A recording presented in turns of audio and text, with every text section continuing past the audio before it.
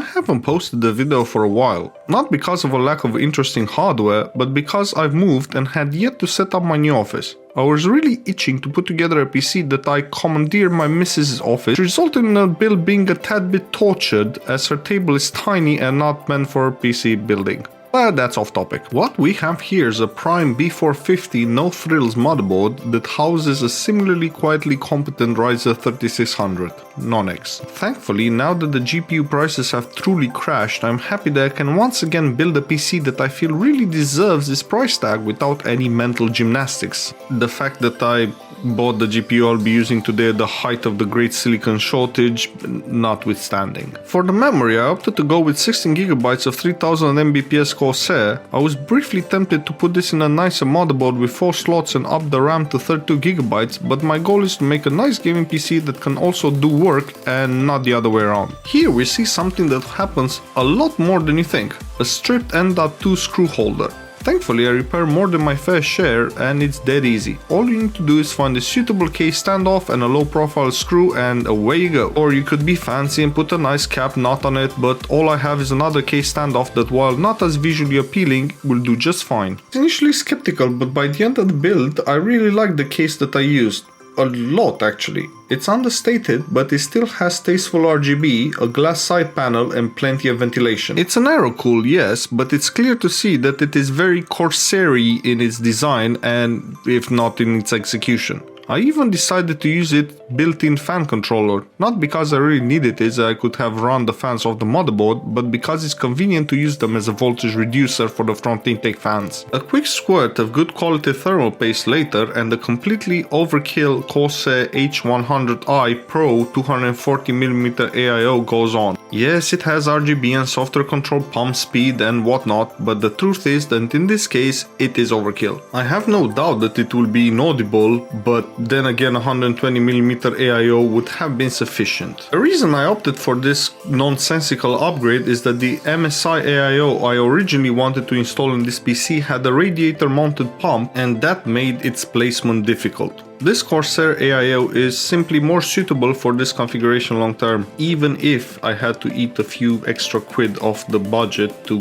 pull it off. And finally that beefy mid-range GPU goes in. It performs on par with the 3060 Ti, so it's really no slouch and sufficient for 1440p in the vast majority of games out there. This particular unit is equipped with a mid-range MSI cooler. Nothing fancy, and quite weirdly for a 70 series card, it does not feature any RGB, but nonetheless the performance from both the thermal and acoustic standpoint is very good. I even managed to do a bit of overclocking with the side panel off. If anything, the GPU might be on the edge of too powerful for the CPU at 1080p. Let's be real here, I still test stuff at 1080p for my videos because it's still the most prevalent if outgoing resolution out there, but the 2070 Super is mostly wasted below 1440p in the vast majority of titles today. That is why it is particularly egregious to start with Heaven, which is a positively ancient benchmark, and run it at 1080p. The result is nigh 200 FPS on the highest settings, not telling us much beyond the fact that the card isn't overheating under sustained max stress. Superposition might be a much newer benchmark, but even here we get over 100 FPS average at 104.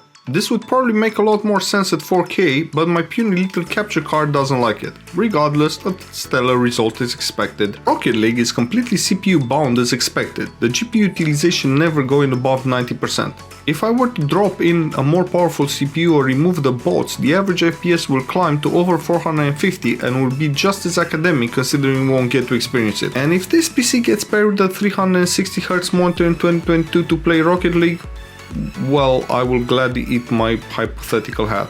In Fortnite, I'm going to skip all the preamble and go for epic with DLSS sans RTX because I think this is the way most people will play. Or there will be some who insist on RTX, but personally I can't see the appeal in this title. At least in Battlefield it made the world look better, here it just tanks frame rates. Staying above 180 FPS at all times with virtually no stutters will make for a fine gaming experience. And if for some reason you want to be weird, there is always performance mode.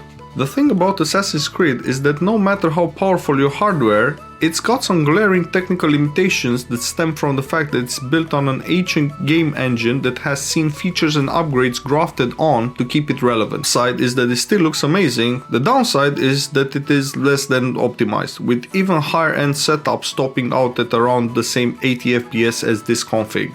Horizon Zero Dawn with DLSS and everything set to Ultra posted a very pleasing 100 FPS in the benchmark. That translates to considerably more during normal gameplay, but for a game that is focused on exploration, that is very respectable. Farcry 6 is unfortunately and predictably bottlenecked by the CPU and RAM. It's not even that the CPU or RAM are underwhelming or anything. A mid-range 3rd gen Ryzen is nothing to sniff at for gaming. It's just that this game itself is woefully optimized and it's incredibly dependent on single core performance in an era where 16 core CPUs are relatively common in household desktops. Yes, I'm a bit mad that I am blaming the game here, but with 91 FPS on average the experience is still great. Pump it up to 1440p and still get 91 FPS. It's only when you go to 4K that the bottleneck shifts back where it belongs onto the GPU. Honestly, Control still sends a little tingle of RTX satisfaction down my spine every time I fire it up for a benchmark. One of my all-time favorite games when it comes to the presentation, and the RTX implementation I believe is still A+. 84 FPS on average with everything turned way up, it's a great result. It might not initially seem like it, but this game has had a lot of patches and optimization over the years, and in conjunction with DLSS 2.0 it is now actually playable with all the eye candy enabled. When I first fired it up on my then new 2080 Ti, I did not have a great time with DLSS 1.0. Not at all. If anything, you gave it a miss until now, I highly recommend diving in and experiencing the gorgeous graphics and this sort of whimsical storyline for yourself. In Days Gone, I went straight for a ridiculous very high preset and got over 100 FPS on average. Not sure what more there is to say about that. If you get railroaded by a horde, I'm sorry, but you can't blame your ineptitude on the GPU. In Warzone, I left the configurator to its own devices again. I was so interested I even forgot to check what settings you selected for yourself. Judging strictly by the presentation, I think it did pretty well, as the game is very fluid, maintaining mostly over 120 FPS and only occasionally dipping towards 110. For any semi-serious player, I'm sure they have in mind the myriad of tweaks they would do to suit their playstyle, so I can say here is that unless you are an ultra professional, you'll do well with this setup. And finally for today, Cyberpunk 2077. Ignore any stutters here in the video because they're definitely from the capture card. Just look at that incredibly flat frame tracking graph. That to me looks almost as good as the graphics.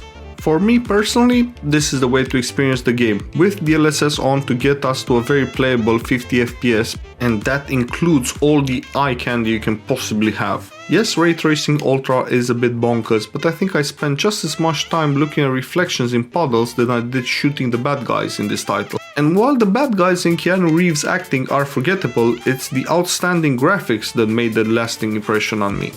And that's it. I hope you enjoyed this first video after my little hiatus, and see you in the next one.